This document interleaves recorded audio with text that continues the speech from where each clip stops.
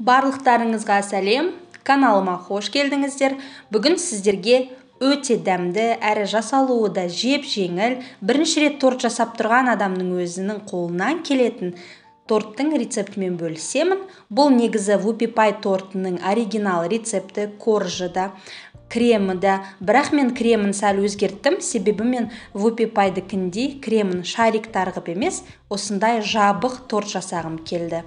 Ендеше видеоны соңына дейін тамашалап, каналға тіркеліп қоюды ұмытпаңыз.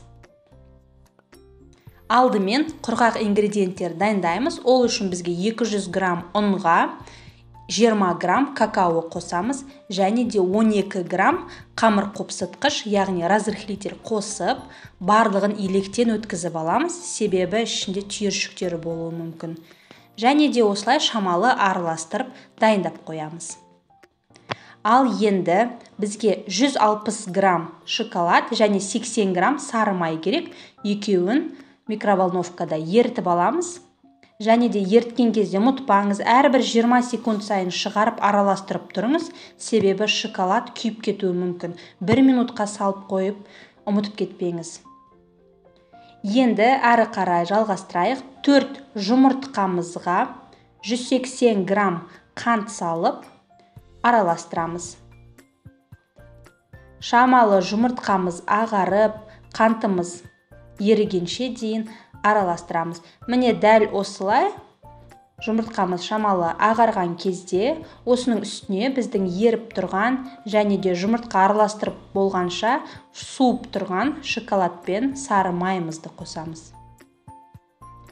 Және осы екі сұйықтықты кішкене араластырып аламыз, біріктіріп.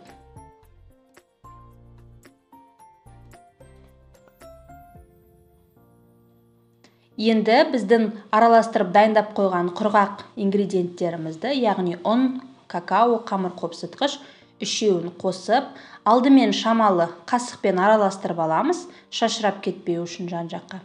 Және одан кейін миксердің көмегімен толық біркелкі қамыр шыққанша араластырамыз. Осымен біздің тортымыздың қамыры дайын.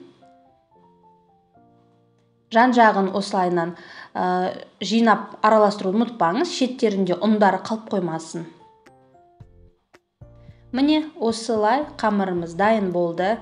Енді торттан мен 4 корж жасаймын. Сол үшін осындай пергамент қағазына 4 дөңгелектің сызып алдым. 23 сантиметр диаметрлік 4 дөңгелек сызып алдым.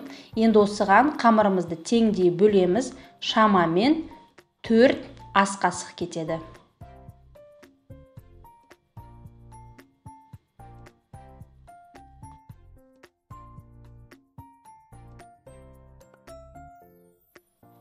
Енді қамырымызды сызып алған сызығымызға дейін жақсылап жайып шығамыз.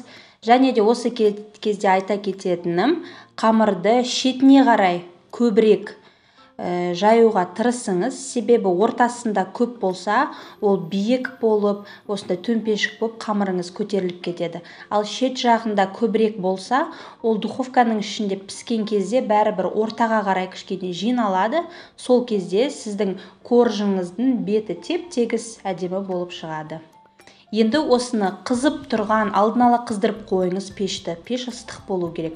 180 градус қызып тұрған пеште әрбір коржымызды 10-12 минут пісіріп аламыз. Піскенін таяқшамен тексеруді ұмытпаңыз. Міне осылай біздің корждарымыз дайын болды. Егер сіз Whoopie Pie'дің кремін шарик қылдырып жағатын болсаңыз, осылай шетін кеспей қалдыруға болады. Ол кезде шетін әдемі біркелкі қылуға тырысыңыз. Ал мен осындай кольцоның көмегімен шеттерін алып тастаймын. Себебі маған шетіндегі қалған корждардан тағы да басқа трайфл жасауым керек. Сол үшін шеттерін осылай көбірек алдым. Осылай пышақтың көмегімен тағы да кішкене кесеміз. Және де теріс айналдырған кезде оп-оңай шеті барлығы алынады. Ортасындағы корждан торт жасаймыз. Және де пергаменттің түбінде қалып қойған коржды да осылайынан жинап алып, торттың соңында бетіне сепсеңіз де болады қалған коржбен бірге. Және одан кейін пергаментіңіз керек болса, екінші рет те қолдануға болады.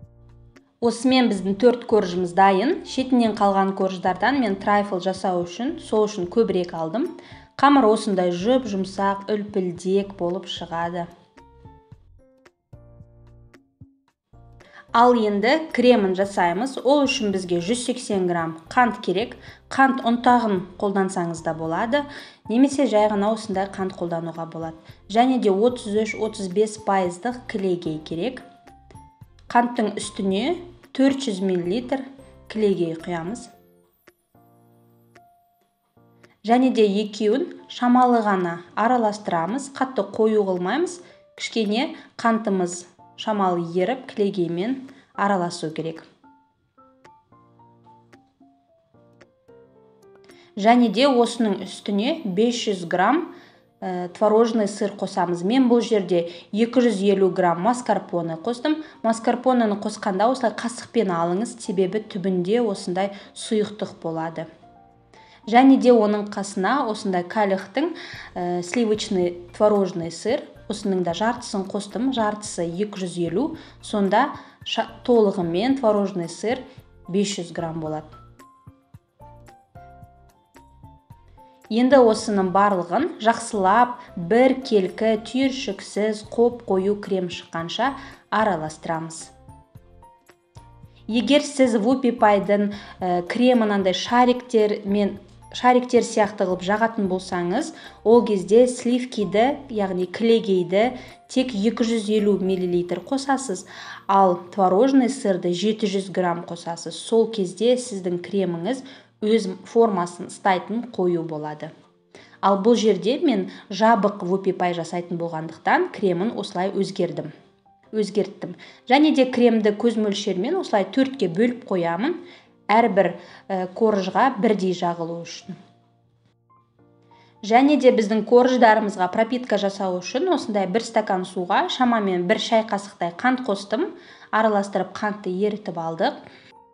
Енді алдымен торттың астына шамалы крем жағамыз, біздің корждарымыз орнынан жылжып кетпеу үшін.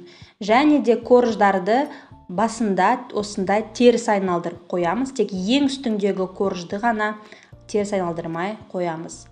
Әрбір коржға шамамен 3-4 ас қасық осындай пропитка жасаймыз, яғни суды бір келкі етіп құйып шығамыз.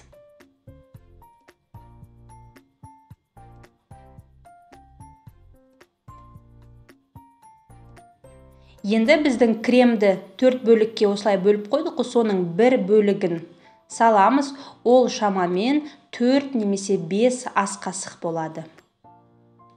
Осылай көз мөлшермен осылай бөліп кремді салатын болсаңыз, сол кезде сіздің тортыңыздың әрбір қабатындағы крем бір келкі болып жағылады. Дәл осылай кремімізді жақсылап, тегістеп жағып шығамыз. Тортты осылай жинауға да болады, мен бірақ сыртынан осындай кольцо кигіземін, сол кезде торт теп-тегіс болып шығады. Егер сіз торт жасап үйренсеңіз, бұл кольцосыз да жинай беруге болады. Енді әрі қарай оның үстіне коржды қойған кезде кішкене қолмен басып тегістеп жіберіңіз. Және де 3-4 қасық пропиткамызды салып, және креміміздің бір бөлігін салып жинаймыз.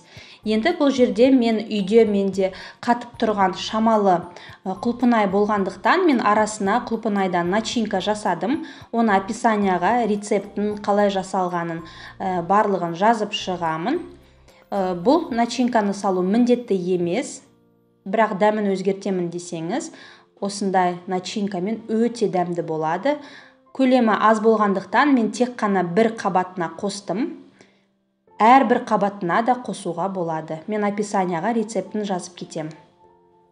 Дәл осылай құлпынайдан жасалған начинкамызды салғаннан кейін, әрі қарай коржымызды қойып, үстіне пропитканы құйып, және кремімізді жағып, толығымен тортымызды жинап шығамыз. Ең үстіндегі коржды теріс айналдырмай қоямыз.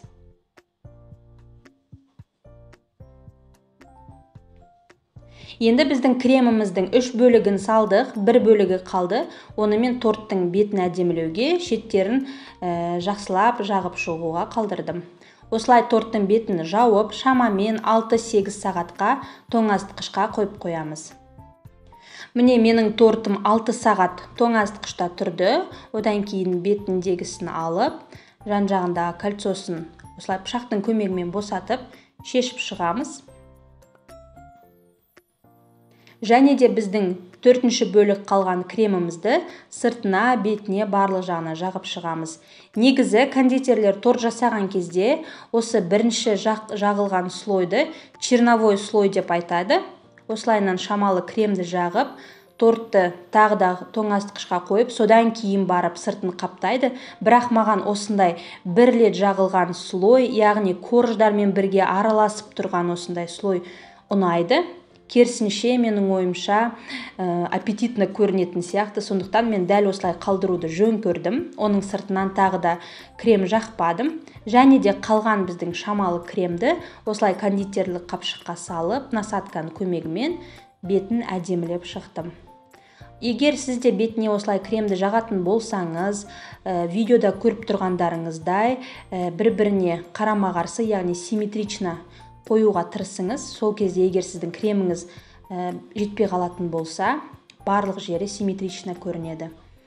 Тортты өзіңіздің қалауыңыз бойынша әдемілесеңіз болады. Мен осылай ортасына шоколадты үккіштен өткізіп әдеміледім. Жидектер қойып, әртүрлі посыпкалар сеуіп, қалауыңыз бойынша тортты әдемілейсіз. Міне біздің тортымыз дайын.